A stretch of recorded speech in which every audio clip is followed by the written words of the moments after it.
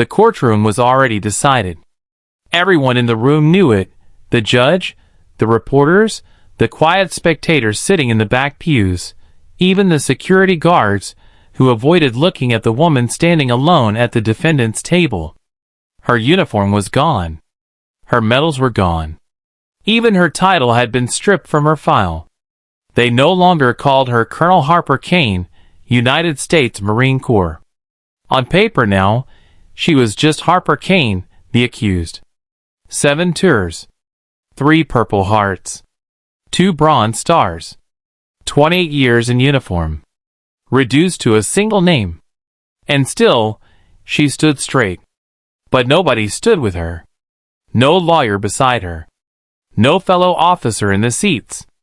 No family on the benches. Just an empty chair where her defense should have been. The state had taken everything. Her reputation. Her career. Her honor. Even the men she once commanded now looked away. The prosecutor smiled, as if it were already over. "Does the defendant have representation today?" the judge asked. Silence. A silence so heavy it felt like it would crush every memory she'd ever fought for. Just as the judge inhaled to continue, to end it, the heavy back doors of the court exploded open. Every head turned. A single man stood there, worn work boots, a faded jacket, shoulders tense, hands shaking around a folded piece of paper. Behind him stood a small boy gripping his hand. "I'm sorry I'm late," the man said, his voice raw but steady. "But I will defend her." Gasps echoed. The judge stared. "And who are you, sir?" The man swallowed, eyes never leaving the woman at the stand. "Nobody important. Just a single dad she saved once, when everyone else walked past."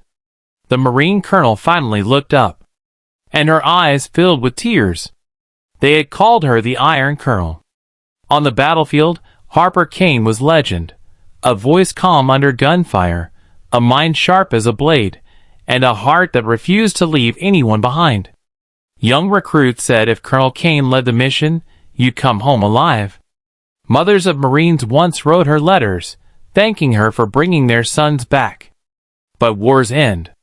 And when they did, new enemies appeared, in polished suits, hidden behind closed doors.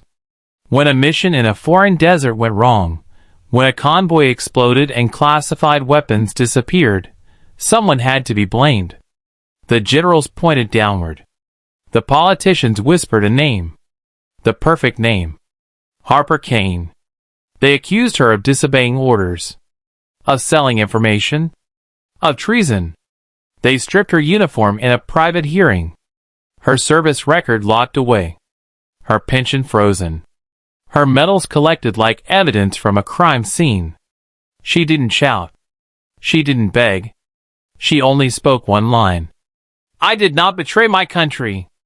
I protected the men you are too afraid to name." But courage meant nothing without power.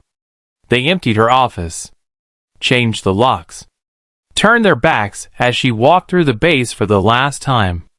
She saluted the flag. Not for them, but for the young soldiers she still called her own. Weeks turned into months. Harper's savings drained. No job would take her. No one returned her calls. She walked the streets like a ghost in a world she once protected. Then one rainy night, under the flickering light of a grocery store, a little boy bumped into her legs.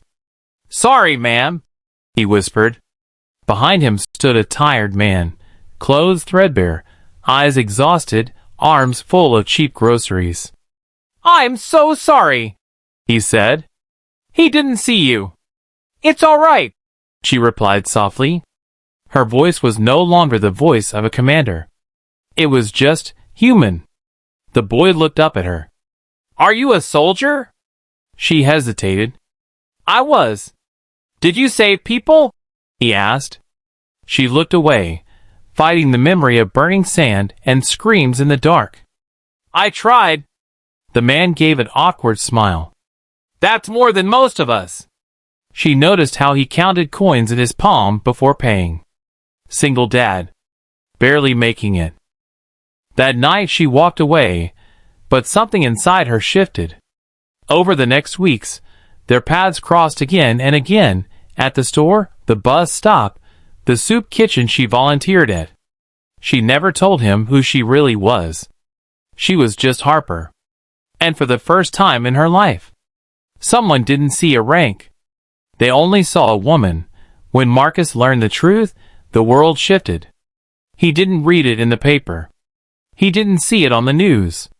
He heard it from an old veteran shaking on a park bench.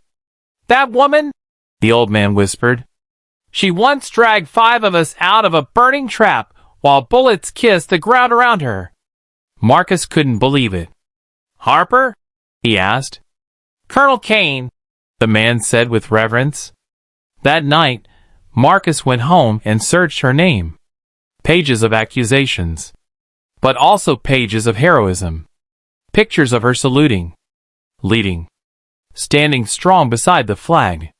And then, the trial date. She hadn't told him she was going to court. She hadn't asked for anything. Nothing but peace.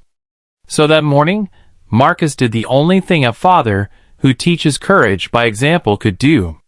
He held his son's hand and walked into that courtroom, past the stares, past the whispers, past the judgment. "I will defend her," he declared, not as a lawyer, but as a witness to the truth they had buried. He told the court who she really was. A woman who gave her sandwich to homeless vets. A woman who fixed broken toys for his son. A woman who cried when the national anthem played, not from pride, but from memory. "Is this the face of a traitor?" Marcus asked, voice breaking.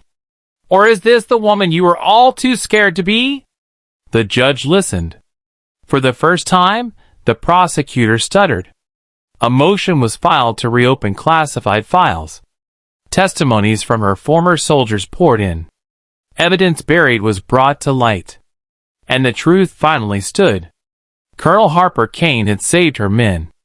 Someone else had betrayed the nation. The courtroom, that had once abandoned her, now stood in silence as the judge rose.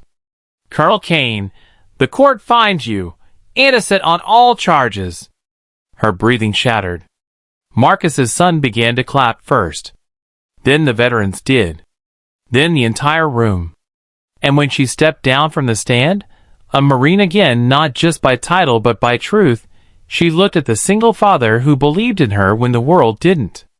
"You shouldn't have come," she whispered. He smiled. "You stood for strangers your whole life. What kind of man would I be if I didn't stand for you just once?"